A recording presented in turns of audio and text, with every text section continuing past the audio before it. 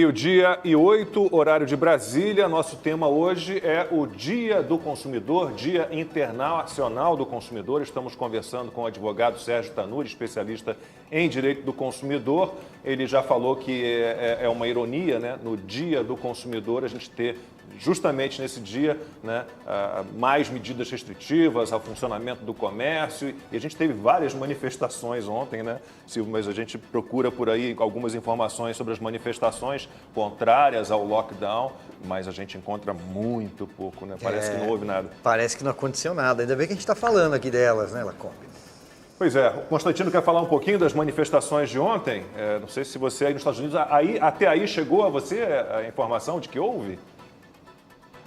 O Lacombe, só pelas redes sociais. E aí é o seguinte, né? O povo sai às ruas com a pauta que não é aquela que certos jornalistas desejam, eles fingem que não existe e aí eles ficam em casa. Aí sim, hashtag fica em casa, né? A imprensa dormia enquanto o povo acordava e gritava nas ruas contra as restrições, os lockdowns. Eu acho curioso, eu quero até mencionar o nome, porque eu acho importante, é alguém que tinha uma postura mais moderada, não era associado a uma militância esquerdista, como o filósofo Pondé. Há 4 dias atrás, o Luiz Felipe Pondé clamou pela ida do povo às ruas. Só que ele queria que fosse para pedir o impeachment do, abre aspas, assassino, que é o presidente da República, segundo ele. Aí o povo sai às ruas contra o governador de São Paulo, ou contra as restrições, ele foi lá e achou um absurdo o povo estar nas ruas. Ou seja, na verdade, o que essa turma não está gostando é da pauta que levou o povo à rua.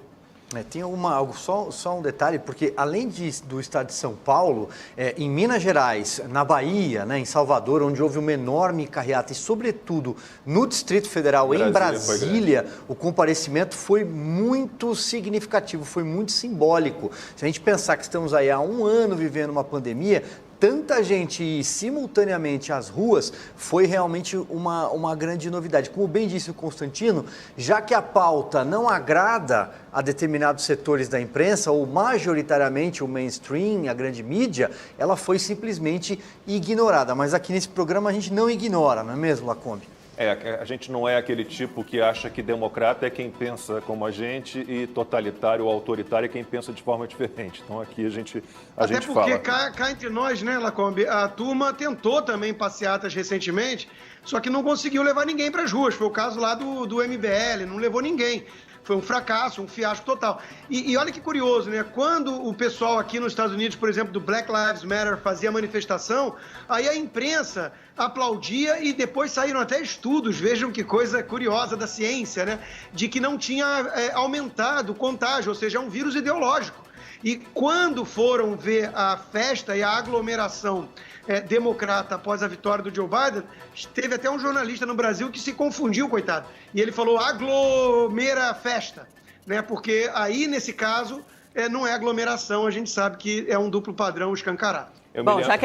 Eu me lembro das manchetes. Black Lives Matter não provocou, nenhuma delas provocou aumento de contaminação. Comícios do Trump aumentou terrivelmente a contaminação pelo coronavírus. Bom, já que somos um programa democrático, então deixa eu me pronunciar. Eu não fiquei sabendo das manifestações de ontem, mas já que vocês estão me contando que elas aconteceram... Você está lendo os veículos errados. Eu estou brincando, gente, é uma ironia, ok? É uma ironia. Avisa que você está brincando, é uma ironia. Não, vou avisar que eu estou brincando, é uma ironia, tá? Uma brincadeira. Mas, voltando às manifestações, o que me estarreceu, e eu acho que talvez tenha sido isso, que tenha assustado também o filósofo Luiz Felipe Pondé, é o motivo dessas manifestações, né? Porque a gente tem 2.000 pessoas morrendo por dia e você tem gente saindo às ruas para apoiar que não haja nenhuma restrição no comércio. Então, tudo bem, a gente pode fazer o contrário. O contrário é o quê? É deixar tudo aberto, deixar as pessoas circularem livremente e com as pessoas circulando livremente, aquelas que transportam o vírus e são vetor do vírus, a gente pode deixar o vírus circular livremente e esperar para ver o que vai acontecer com os hospitais, com o número de casos e o número de mortes, né? A gente pode ter aqui o primeiro experimento no Brasil, um laboratório a céu aberto, de como o vírus vai se comportar sem nenhuma restrição e também quantas variantes vão surgir. A gente pode fazer essa experiência, a maioria concordar. Eu não acho que a maioria queira isso. A gente está fazendo experiência faz um ano. Né? Não, a gente teve várias medidas de restrição que derrubaram as contaminações. As variantes surgem no ambiente que vai aumentar a ambiente de confinamento. Não, as variantes surgem. Qual é a base científica? Não, pelo contrário, o que os cientistas e os infectologistas dizem. Funciona. Os cientistas e os... Eu vou te... Uma pergunta de cada vez, por favor. Os infectologistas cientistas dizem que as variantes surgem justamente no ambiente de disseminação do vírus sem qualquer tipo de controle, que é o que acontece no Brasil caso não haja nenhuma medida de restrição. Eu acho muito pouco solidário e empático as famílias que, ou as vítimas, ou as famílias que perderam parentes recentemente e que estão sofrendo, os hospitais que têm fila por leito de UTI, você sair para protestar. Amanhã pode ser você, pode ser um parente seu também. E não é só para pobre que isso acontece, não. É para rico também, porque os hospitais particulares aqui em São Paulo, aqueles mais famosos, estão lotados. Agora que o lockdown funciona, a gente pode olhar, por exemplo, aqui do lado mesmo, no estado de São Paulo, em Araraquara, e ver que desde que as medidas de restrição, distanciamento extremamente duras, muito mais duras, aliás, do que as que acontecem no estado de São Paulo e na maior parte do país foram implementadas, o número de casos recuou e o número de internações também. Então, é só ver o que está acontecendo aqui em Araraquara, aqui do lado. Podemos olhar para Portugal, também para o Reino Unido, há inúmeros exemplos. Mas a gente olha aquele velho mapeamento, né, de contaminações, você não vai encontrar o comércio que cumpre protocolo, o restaurante que cumpre protocolo, o bar que cumpre protocolo, entre, né, os ambientes em que mais se dão as contaminações. Você não vai encontrar, você vai encontrar no transporte público, por exemplo. E quanto a isso, pouco se fala, a gente não tem um combate em relação a isso.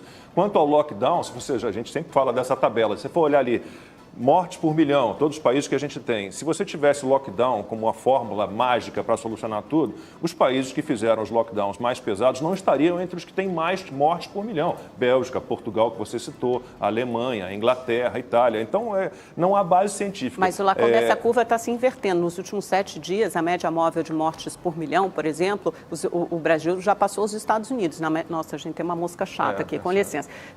Na média móvel de casos também, a mesma coisa. Nos últimos 7 dias, a média móvel de casos. Também o Brasil está em primeiro lugar. Então, a gente tem que olhar para onde essas curvas estão indo. E é verdade isso que você falou, no restaurante, nos bares, as pesquisas que foram feitas, acho que principalmente restaurantes, não são um grande lugar de contaminação. O problema é que é o seguinte, você chega a um nível de circulação de vírus e número de casos tão alto que você, infelizmente, tem que fechar e restringir tudo para diminuir, de fato, a circulação das pessoas. Porque a pessoa que vai ao restaurante, ela deixou o carro no manobrista, ela vai conversar com o amigo, ela vai conversar com o garçom. Então, em todo esse circuito que ela vai até lá, que ela volta para casa, ela passa em outro lugar. Então, tem aquela ideia de que a vida é normal e de que as pessoas podem circular normalmente. Mas aí você abandona as pessoas que são atingidas por esse fechamento. Isso é muito cruel. É verdade, não, exatamente. Isso é muito cruel. E aí tem um ponto... Acho que o Rodrigo está falando também. Já que a Amanda lançou mão de um argumento que, para mim, soa um tanto sensacionalista, que é quem está saindo na rua se sentir quase culpado pela morte de pessoas, famílias que perderam, deixa eu perguntar se a Amanda está disposta a ir nas comunidades mais carentes explicar para o garçom que ele não tem o que comer enquanto que o nosso salário pinga no final do mês, né, porque ele não pode trabalhar. Então, eu acho que a gente tem que tomar algum cuidado com o tipo de argumento que a gente quer usar para causar um impacto emocional, Amanda, porque as pessoas estão morrendo e sofrendo por outros motivos que não apenas a pandemia, sem falar que não há essa robustez toda científica para esse tipo de medida. Os transportes públicos continuam lotados, a Argentina apresentou resultados péssimos com um lockdown muito mais intenso que o nosso, então não há a prova sequer de que essas medidas drásticas que ferem totalmente as nossas liberdades funcionam. Agora, não obstante, nós temos o outro lado da equação que é sempre ignorado por quem é servidor público ou quem faz home office ou quem está saindo para trabalhar, sabe-se lá por quê, se muitas vezes sequer é considerado essencial o trabalho.